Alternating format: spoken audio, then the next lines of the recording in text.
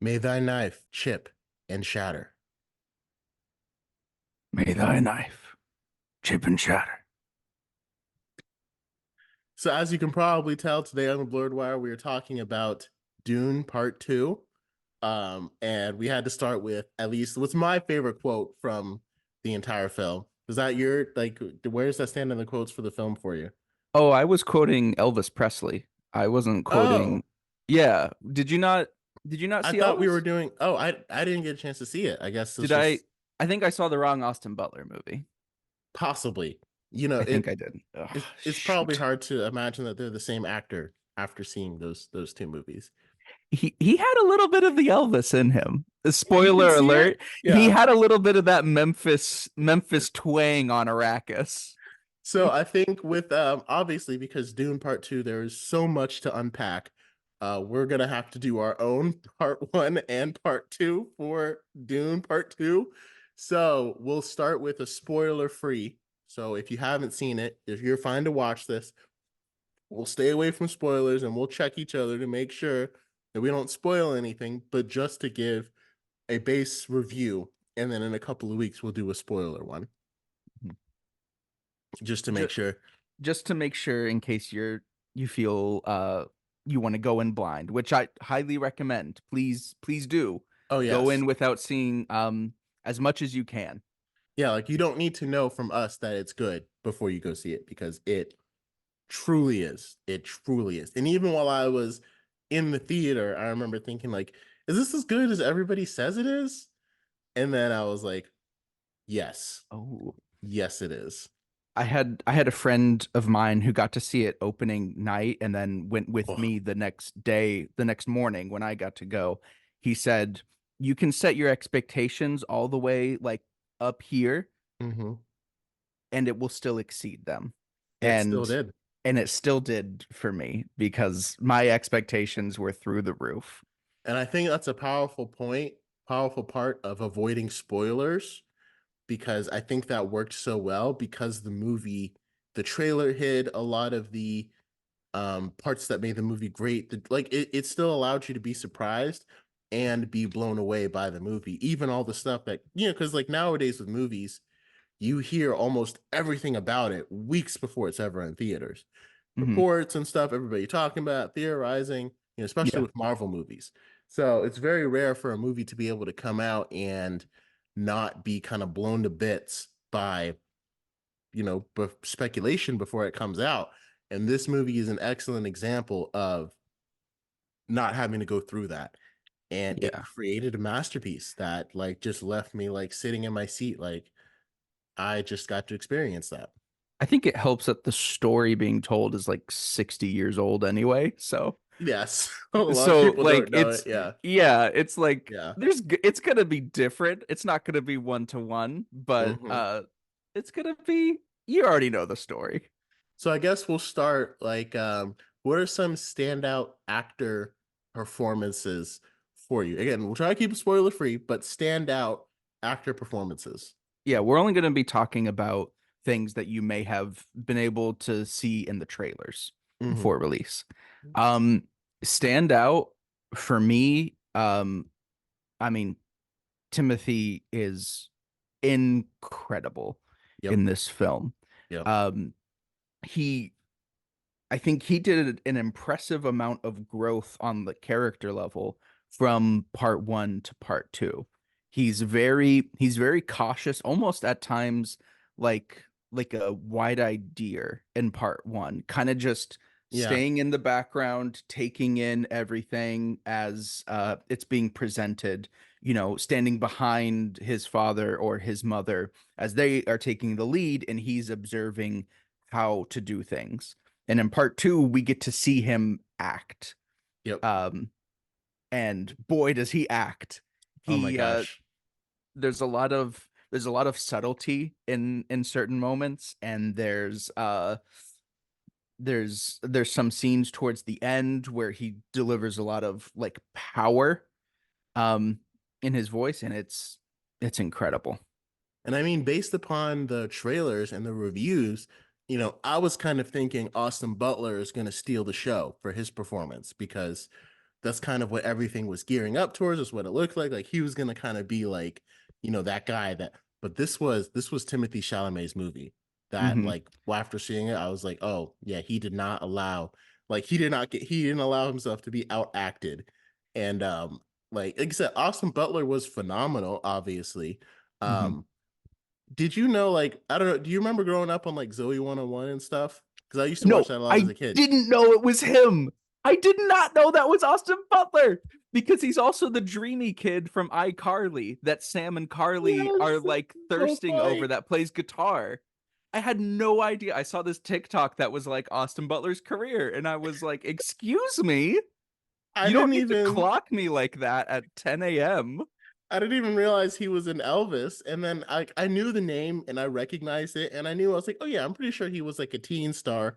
But like I kind of thought he like guest starred on like Drake and Josh or something. I couldn't exactly remember. And then I Hmm. finally looked it up and I was like, oh, this is that kid that we were Hmm. all upset that Zoe went with instead of Logan in Zoe 101. Because again, Hmm. that was my childhood. That's what I grew up And on.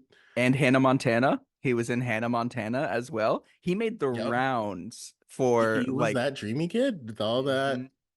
And I'm like, something tells me if he was like portraying Fayed in those roles, like maybe he wouldn't have been like the dreamy kid. I think it would have been like a slightly different perception. Um, I think the surfer hair he had back then mhm. was a lot more heartthrobby than the completely shaved look that he had Yeah, the black for teeth doesn't Dune. really scream like dreamy, so that's this kind of understandable. Yeah, I don't care how well you can play guitar, buddy. If you got black teeth and you're shaved head to toe, I don't think two teenage girls are gonna find you as a heartthrob. Imagine him like, oh Miley, oh, I'll take you back to Harkonnen. I'm sorry. It's just so crazy because, like, as a kid, like, even looking back, you could, like, actors' careers obviously are going to grow in things, but, like, you just never imagine, you know, him being able to do that. Because, like, we've Yeah. talked about it before. There are some actors who just play themselves. Ryan Reynolds just plays himself. You could Hmm. never cast him as the role of a Harkonnen. That Hmm. will never work. You just don't do it, Hmm. But there are some actors who just play the role and they have an incredible range. And now I didn't think I would have to put dreamy Zoe 101 kid into that category, but Austin Butler has to be in that category now. I think I think the power of Dune 2, I really hope if Timothy and Austin Butler's acting careers already weren't blowing up enough, Oh I yeah. I truly hope they do. I hope these two become like our next Harrison Fords for what Star Oh Wars yeah. did to him. I Hmm. want that to be what this is for Austin Butler and Timothy, which they already are slated for a lot of big movie roles Hmm. coming up. So it seems like it's working. They're both such talented actors that I'm so excited to see whatever they do. Well, like a lot of people have been theorizing that Timothy Chalamet could make an excellent Nightwing in the DCU, and I Hmm. think he would work really well for that too. My only fear is like he's already almost too big. Like if you like, unless you were gonna make a Nightwing movie, where Dick Grayson is the lead, Hmm. maybe if you made like a Teen Titans movie and he was the lead, but like like he won't be able to play a background role Yeah. almost ever again after this because Hmm. well, it's like Tom Holland. Like you'll never see him in a background role ever again. Like once you get to a certain point of acting, it's like you just don't. And so like I feel like Robert Downey Jr. only took kind of like a background role in Oppenheimer because he had already reached the peak of Endgame and like we haven't seen the peak of Timothy Chalamet's career. So like I Hmm. hope that we see him as Nightwing. Like it would be cool to see him as Nightwing or leading like his own Teen Titans team. But I Hmm. don't think like we'll never get Timothy Chalamet as Batman's sidekick. Yeah. I don't think we won't be he's just too dynamic and too powerful of a star now. Unless you got an absolutely unit of a dude to be playing Batman to make him look tiny by comparison. Exactly. And like a lot of people have theorized Alan Richardson could play Batman. And like I can see that too, and he would make Timothée Chalamet look tiny. But as far as star power, Timothée Chalamet is quite a bit higher than Alan Ritchson. Alan Ritchson is great, but Timothée Chalamet has ascended to like another nebula. No pun intended. Talking about Dune. So, I think I think too, Rebecca Ferguson oh yeah, absolutely killed it. I mean, she was I when I saw the casting for part one for the first time, and I saw Rebecca Ferguson was playing as Lady Jessica, that was my dream pick. And oh she yeah, absolutely killed the character's role. She plays this incredibly strong female character, this strong mother, and this planning Benny Gesserit. And she she feels very different at points here. It's she kind of slots in with Fremen culture in a unique way. hmm, And the way that she does it is kind of terrifying at times. yeah. Seeing her on screen is like I felt this like internal like need to like stand up straight, like straighten my back You because felt like she was, yeah, like just her presence was so powerful that commanding, it yeah, very demanding. commanding. Um Yeah, yeah, Commanding. yeah, yeah.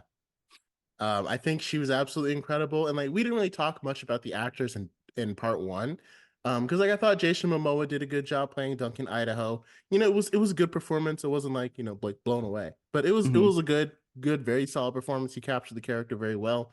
I think one of my favorite performances from part one was Oscar Isaac because I really liked seeing him as Leto. I think he did a great job portraying Paul's father. You could feel the emotion, you could feel the depth, and I was genuinely sad when he died. And like that's how Hmm. you know that like an actor did a fantastic job when you feel like genuine emotions. Hmm. And so, um, and in this film, like I said, obviously Oscar Isaac wasn't in it. And a Hmm. lot of actors did like a really good job. Like Florence Pugh, I think she did an excellent job in her role. It wasn't exactly like, again, not blown away by some of the like compared to some of the other stuff that she's done. I think Denis, the director, is saving her character for like this kind of felt like a setup for her character. Like, we didn't see a whole lot, but we're gonna get more in the future.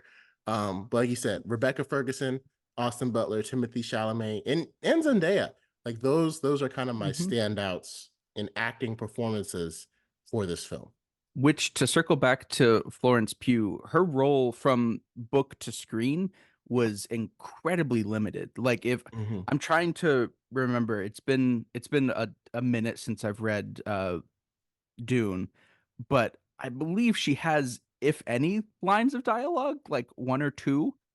Most of her role is heading the chapters in these like historical, because before every chapter is this like historical book from the far future talking about the current events as if they've already passed, and Hmm. it really bends like time that way. And so she's writing a lot of that, and we get to see a little bit of it in the movie with her recording her journal entries as she did. But I think Denis expanded her role just a little bit more, and I'm I mean, so he had thankful to. for it Yeah, he put because Florence Pugh in it. He has to. Like, Florence Pugh is so great that even in such a small role, I think mhm, she really she understood the assignment. She yeah. came she came to work that day, and with however little she was given to actually work with, I think she really brought it home. And seeing a legend like Christopher Walken, um, just still captivate. I mean, again, his role was arguably even smaller than hers. Like he had less screen time than she did. Um, and I'm like trying to describe it without like avoiding spoilers, but I think he did a fantastic role of showing the range of emotions from the Emperor. And you could kind of see that like beneath all of his confidence and prowess and like emperorness was a lot of fear. And I feel like Christopher Walken did a good job of portraying that because you could kind of tell. Like, I mean, that's the whole reason why he partnered with the Harkonnens to destroy the Atreides because he was afraid of Leto Atreides. And Hmm. after watching Dune Part One, you could kind of see because Leto Atreides was a very likable guy, like You'd see very that likable. I could fear. see him being emperor, and for a guy like Christopher Walken, I mean, for a guy like the emperor, he doesn't like that. And I feel like Christopher Walken did a good job of like a nuanced portrayal of like confidence that's kind of driven by also like the fear to protect his power. Speak two things on that. I think Christopher Walken, he wasn't as standout as everyone else surrounding him. So I think just by virtue of everyone else kind of like bringing some of their greatest performances ever, Christopher Walken next to him feels a little flatter. And definitely, I was a little apprehensive about him as the Shaddam Padishah Emperor, but I don't know, it felt weird. He didn't do a bad job. He certainly didn't do a bad job, but I think still after seeing it, I personally would have chosen somebody else. Really? I Okay. saw someone online say how great Patrick Stewart would have been for that Emperor as a number one, a nod to 80s Dune, That would because have been like there a callback, he yeah, because plays he he played plays Gurney. Gurney Halleck Yeah. in David Lynch's Dune, but then also I think he has a very similar like royalty, but he's also Hmm. like he's much older now, and I think that's a strength for how Christopher Walken's Emperor looked like, dude, you're about to, like, you don't look like Die. you have much more gas in Yeah. the tank. Like Hmm. the sullen look in his face at all time, even when he's um on his home planet. I really feel like, yeah, I can see why you're worried about who's taking the throne next, because you don't have much time left here. Left. Yeah, you gotta take it all while you can. Um, but then, like, what you're talking about fear, who really blew me away was Dave Bautista. He Oh, did yes. in like my easily my favorite thing I've ever seen him in was part two specifically, Really? because when he is interacting with Baron Vladimir Harkonnen, he looks terrified. Oh, And yeah. to have that like machine of a man, to Hmm. have Dave Bautista look terrified, number one, shows that he's definitely grown as an actor. I think he gets typecast a lot as just like you're the bulky brute of a Yeah. guy, but Bulky, funny guy. Yeah. he did so much with his face in this Hmm. movie of just showing how terrified of his life he was, and Yeah. just the strength in that performance to be able to look at Dave Bautista and feel genuinely like, yeah, dude, you might die. Like, I would be scared too. And watching him next to, and I don't think this is spoiler because I've seen some clips for this on the online, but like watching him next to, Austin Butler's character Fade, and like seeing like again, like on paper, if you have a guy like Dave Bautista sitting next to Austin Butler, okay, you know who's the one that's gonna be like crouching down and like, okay, don't hurt me. Right. But of course they obviously reversed it. And it just kind of showed how like um like I almost wish we got more of like the psychopathic nature of Butler's character. Um, Hmm. but it just shows how like that difference in mindset because he's like a sadist who like literally enjoys pain, and Hmm. that freaks out Raban so much because Raban is very afraid of pain. He does not want to be hurt. He does not want to die. Hmm. But Fayed doesn't care. And that Hmm. creates a whole different spectrum of it creates a whole different spectrum of just who's in charge here because Hmm. again, you might look like you're stronger and everything, but you have fear. It felt like Hmm. Austin Butler's character truly didn't have a fear of anything. And I think it was a very I think Dave Bautista did a good job of bringing out the dichotomy and the difference between it because that allowed us to see like, oh, how this character is so different. Because like I Yeah. said, this one that was in charge of the spice who lost it, he's totally afraid of dying. He doesn't want to die. He doesn't want to get hurt. And this Yeah. other character, he welcomes it, you know? Yeah. And we get to see them both interact with Arrakis and Mhm. how now that the Harkonnens are trying to take control of like spice production on Arrakis, they both have their own inputs and ways of doing it, and they both react very differently to the circumstances of which, and it's really interesting to see how their characters play out differently Mhm. in those different circumstances. So now, how do their characters differ from the books? Like, was that kind of how like Raban was always like the more like he obviously had like a violent side, but like I said, more fearful, protective of his life, while Fayed was the more like sadistic, crazy one. Fade was always crazier. Fade felt very much closer to his portrayal. Uh Raban is not nowhere near as much in the book. He plays a Oh, okay. much smaller role. I think they kept him around more so for Gurney Halleck's sake in Hmm. in this movie because how things turn out for him play out very differently in the book. I won't talk about it here. It plays out very differently, and I think his character doesn't have as much screen time in the book either. I think what is still there is that fear of the Baron, whereas Fade is not afraid of the Baron. I Yeah. think that key like difference in their character of where Fade absolutely is being groomed to take over for Vladimir, whereas Raban is not, and it shows, and it Yeah. shows why he would feel that way. Yeah. How did you feel? We've talked a lot about the great houses. Let's focus in on the Fremen. How did you Mm-hmm. feel about Stilgar? Because he feels very different from the albeit brief bit of time we got to see him in part one.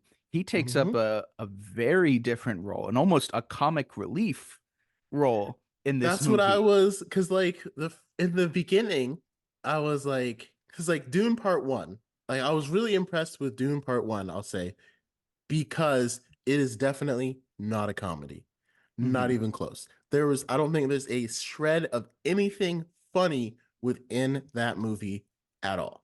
And I'm Hmm. like, I feel like I respected Denis a lot because, I feel like, especially now, like I love comedy movies and I love action that has comedy in it. But Hmm. sometimes directors will, because it's so popular, they'll want to add in some comedy and stuff and it ends up bringing down the story. And I'm like, I feel Hmm. like I respected Denis a lot for resisting that in Dune Part One. Hmm. And then I feel like in Dune Part Two, again, it's not like it was, I wouldn't consider it a funny movie. I think it's just the way Javier Bardem was portraying Stilgar and being introduced to the Fremen community. I feel like funny stuff just kind of happened.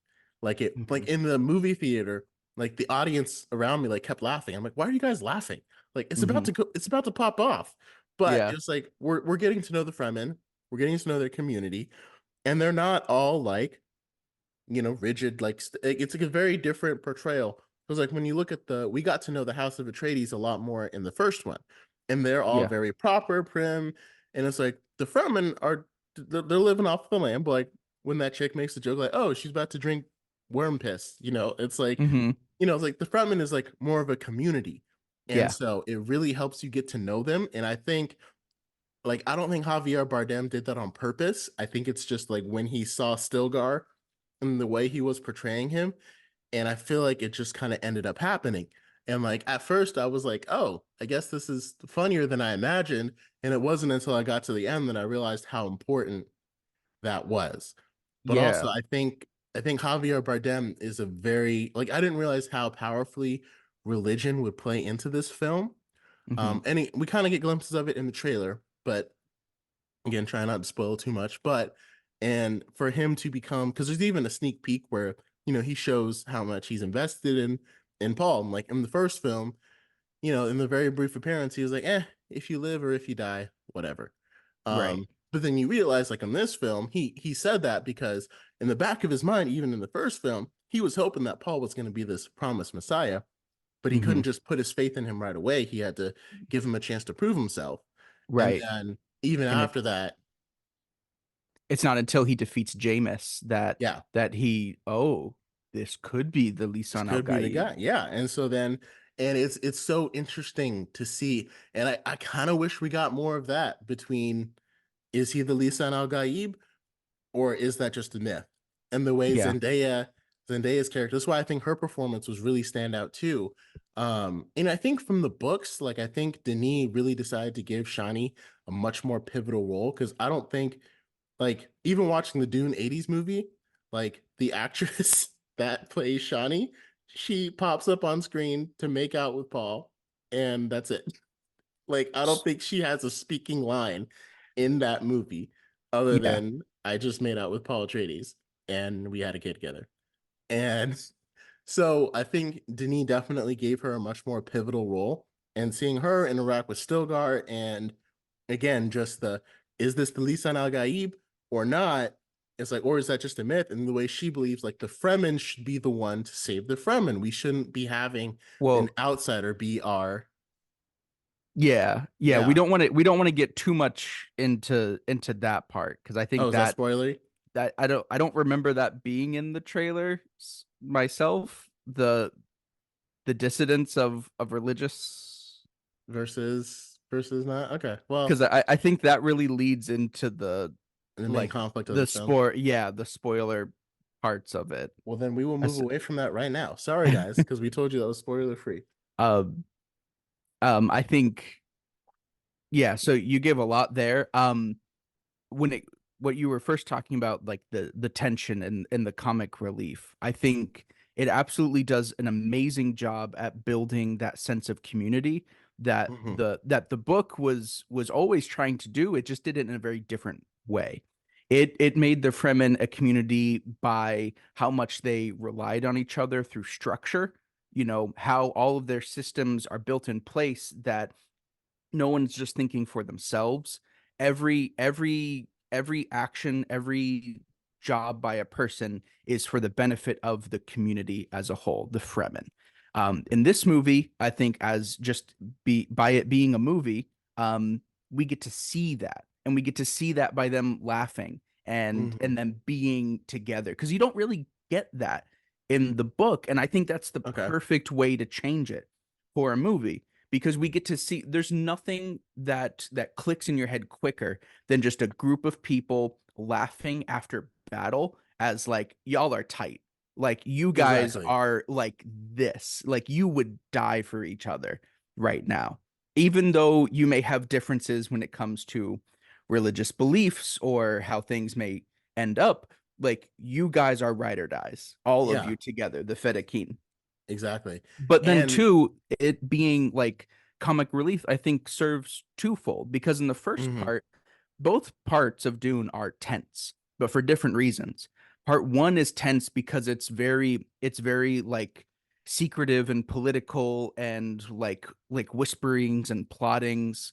Um, and so to have comedic relief there would feel like it kind of undermines some of yeah. that tension, because all of the tension is coming from words and characters like Hmm. that. Part two, a lot of that tension is coming from like violence and violent action. And so for there, I feel like comedic relief is an appropriate, like you need tension. If we didn't have any kind of relief of any sort, however minor it may be, this movie would have felt overbearing at points. Because And it so was I think very dark. Yeah, at it was some parts. much heavier because Hmm. things that part one set up get executed in part two. And Yeah, there's a lot of execution in part two. So that literally. there's so much that you need some kind of relief so that you can get through with it still feeling as powerful as the first time. And I think the fact that it serves twofold like that Hmm. is excellent storytelling. And I think the way Denis did it is, like, the way he did his comic relief is like a staple that every director should look at, because you can tell in a movie there, this is a part where the audience is supposed to laugh. Like when Tom Holland is talking to the other Spider-Man in Spider-Man No Way Home, like that's clearly a part. It's funny. The audience is supposed to laugh at what he's saying to them, right? Mhm. But in this movie, all the comic relief was just the Fremen talking to each other, and they were laughing and having a conversation. So it Hmm. wasn't like he didn't have to edit it to leave space for laughter or anything like that. It Hmm. just kind of it was very natural, and it was kind of like if the audience laughs at this, okay. If they don't, whatever, Right. it's just part of the It story. it's still Like, informing the characters. It's still building up the world. It's still informing you mhm. of how the Fremen work on the internal level. Exactly. It wasn't like the jokes weren't really for the audience. It feels like the jokes were for the Fremen, for each other to laugh at, and as the audience, if you laughed along, you started to feel like you were a part of them, and that was kind of the whole point. Because in a movie like you obviously can't really compare Thor: Love and Thunder to this movie. It's completely No. different. I'm But if we were in person right now, we'd be throwing hands. Why would you even bring up Thor Love and Thunder? my only point is like that's one of those movies that if it's not funny, it completely falls apart because if the audience isn't laughing at it, there's nothing left. Yeah. Because it's literally edited for space for the audience to laugh in theaters. Yeah, And nobody was laughing. that was such a bare bones like bore of a time. Exactly. But in this one, like I said, I didn't laugh at everything everybody else in the theater laughed at. But again, it was like, oh, I don't really like you can if you want to, but if you don't, you're still going to get a lot out of it. And if I feel like some of the laughter wasn't even necessarily because it's funny. For me at least, some of it was just like I'm scared and I'm I'm laughing laughing. because I'm scared. Like at Yeah. some part, like it's so just like I can't believe this is happening. Hmm. I have to do something because my body won't just let me sit with this tension that is happening. Yeah. Like I said, there's an extended preview online that kind of shows their conversations that they have. And like the one that Stilgar has with Paul, you can really like from that conversation, you can see like how far they've come. And just from the Mhm. end of Dune to this point. Because it's when he's encouraging him to ride the worm, you know, to go yeah, epic scene. I heard it took 3 months to film that That is to get it right. hand I think we're about to get into like some of the cinematography and the shots and how that was Oh yeah. composed, but hands down the best part of the movie. And this Hmm. really isn't a spoiler at all. It's Paul learning to ride a sandworm. In the book, it's Hmm. such an engaging scene. It's one of the highlights of reading it is him getting his footing. Um in the movie, at I felt like it was like the Trinity explosion in Oppenheimer. It was that same for me as an audience member. It had that same like hold my breath in awe kind of moment as, as a nuclear bomb going off, Yeah. as Paul trying to ride this gigantic sandworm for the first time. See, for me, my moment is a little bit different, but I can't go into it on this one because it'll spoil some things. But I see. So from your perspective, you think that is that like the moment of the book, like that's supposed to be the pivotal, like your favorite scene? Not I just think it's a really cool and like well written part of the book, but I Okay. just mean visually in the movie, it Yeah, was visually, so definitely. breathtaking Hmm. that to me that's easily my favorite part. And It when I, was just I could watch that on repeat. yeah, I have a friend she's obsessed with Batman, and for her, the Batman with Robert Pattinson, the whole car chase scene. We were talking about this movie, and her car chase scene is my Paul riding the sandworm. Sandworm. Like obsessed. I could have it on repeat in my house 24/7 and never get bored with it. Yeah, and to me, like the part that I could have on repeat in my house was the quote that we just had at the beginning Hmm. because that just Um, but I think like when we talk about cinematography, because I think, and again, Denis, like he does, I really hope he gets an Oscar for this movie. Especially like I can't wait to be able to watch Dune Part One and Part Two back to back I because know. I feel like he knew that Arrakis is a planet full of sand. And here's the thing: it's beautiful, but there's only so many ways that you can show that before it kind of gets old or almost stale. and they're on Arrakis for majority of the first movie and for pretty much all of this one, part two. Hmm. And to me, he saved some of his best cinematic shots, cinematography shots for part two. So like he literally had to hold himself back because I could tell there were shots in this one that he Hmm. didn't put in Dune part one because he's like, no, I want to make sure, again, I have part two coming. I want to make sure that I have another shot that's going to continue to engage the audience. Because seeing some of the shots in part one, I'm like, oh, he could have put that in part two. I'm like, he could have put that in part one, but he had to choose not to. He had Yeah. to go, hey, I'm going to save this because, again, we're building something. I have yet to see part one again since seeing part two. I have a feeling just from stepping away from part two that part one is gonna feel flat by comparison. Like Just from the an shots, yeah. already a stunning like visual movie. I feel Hmm. like some of the are just so breathtaking and mind-blowing in Hmm. part two that part one is just gonna feel a little stale by comparison.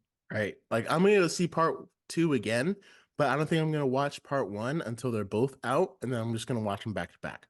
Do a double screening. Yeah. Yeah. Ooh. Just for comparison. Because it's just it really does take your breath away. And it puts you in and like the moment when he's the thing that I loved about the way he did the shot with the sandworm, and I don't think I've seen a film that's done this, is because he did it in a way where you felt like you were on the worm with Paul. And that's Yes. a testament to the cinematography, to the sound design, to Timothée Chalamet's acting, to all of it working in comparison to where it almost felt like we were in 4D and we were writing it with him and feeling that experience. And that like it was so immersive. All of that had to be working together in order to create that experience. Because I didn't even see it in IMAX, which looking back was a poor decision. But I'm pretty sure I just because it didn't have the right. Go see this movie in IMAX I if you know. can. It was just timing wise, like I could only get there at that certain part. But like for me to Yeah. feel that invested, when I come back down to Florida, we'll try to see it in We'll IMAX go see it together. in IMAX. Yeah. Or at the very When least like a Dolby Cinema or something. yes, yes. But when I saw it like that, like I said, even in just the normal, like, I don't even know if it was probably Dolby surround sound because every theater is, but like I said, it wasn't even an IMAX, and we still felt like we were in that world. It was just Hmm.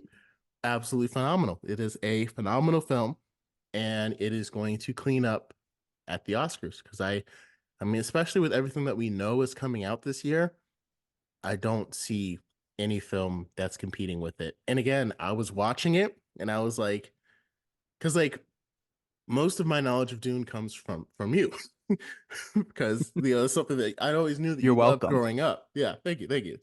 Um, and all the reviews and everything has been it was like it crushed the tomato meter, the Rotten Tomatoes to meter, The and tomato meat. it's like thermometer. That's how you say it. That's literally what it's called. I'm not making it up. I swear. Thermometer with the tomato meter. But it was like it became like this critical darling, and I remember like watching it and I was like, are we sure? Because like yes, it's good and I'm enjoying it, but I'm like we haven't really got to like the critical darling, and then we got there, and we probably won't be able to talk much more about this without getting into spoilers, so we'll probably have Mhm. to save it for our part two on Dune part two. But I mean, obviously if you haven't seen it, go be a part of this experience. I Go mean, watch it. please do. There's you will have no regrets. Not even one. If you are sick, it will cure you. If you are ailing emotionally, it will lift you out of that dark place. And after we saw Madam Web together, this is exactly what I needed. This is Just a good the movie in palate theaters. cleanser for Yes. for Madam Web. I feel like I appreciated it more since I had saw Madam Web. So I don't really regret that decision, you know. Hmm. Yeah. Yeah, it reminded you of how good movies can be. Right? So next week we'll probably be talking either about the 80s one or part 2 because of we our want to Dune coverage. we want to save our part two for when Will and I are in person and we can watch it together and talk about it together. And Experience it it will together. probably be 5 hours long, and we'll both be crying by the end. Yeah, this trial version of Zoom probably won't be working. We try to use for these right now. Um, so we'll have to figure that out when we get there. But Mhm. thank you guys again for tuning in. Again, this is just scratching the surface, which is crazy to think because we spent close to an hour just talking about it, spoiler free. With And yeah, trying to be reserved and not talking about the things we want to talk most about. right, and Uh, it's because we haven't even gotten to the character and stuff, but that because a lot of that's spoilery. So, um, yeah, we will see you guys next time, and thank you guys for tuning in. And yeah, I'm really excited to talk about the '80s Dune though next yeah, week. That'll be fun, as a change of pace. right? I feel like if this movie had come out a month later, it would be so funny if for like April Fools everyone came to see part two and they just started playing the '80s Dune They played instead. David Lynch's Dune. Oh my god, They did that the would. double feature David Lynch's Dune and then the documentary of Jodorowsky's Dune, the Dune movie that never existed but was Uh, planned. have you ever heard of the Dune TV show that actually had James McAvoy? Yes, the Sci-Fi Channel. Yeah, on the It Sci-Fi Channel. budget was really poor. It looked like a Sci-Fi Channel show, but it captured a lot of the spirit and a lot of the weirdness of Dune. I think Okay. it's a little more accurate than 80s for like some of the stuff that's happening, but 80s is weird in its own way. Oh yes, and we will get into all of that with Lori when we get there. And I might even try to check out the sci-fi one and maybe have a little bit to say on that one too next week. But thank you guys again for joining. Keep watching because again, you want to be there when we talk about Dune Part 2, the spoiler edition. Like Part 2 of Dune Part 2 is we are going to go crazy. I Cinema's cannot wait. back, baby. Go watch this movie. Oh, cinema is so back. So back. Like I said, like we talked a lot about on Madam Web, how like as a film student that film made me angry. As someone Hmm. who studied film and cinematography and sound design, the Dune Part 2 makes me feel inferior. Hmm. And like that's how you should feel, like as a film student, just like, It makes you feel oh, like you've got a there's lot to learn. yeah, like there's like I will never be able to create something like this. But I'd rather feel like this than be like, why do these people who made this film have a job right now? Hmm.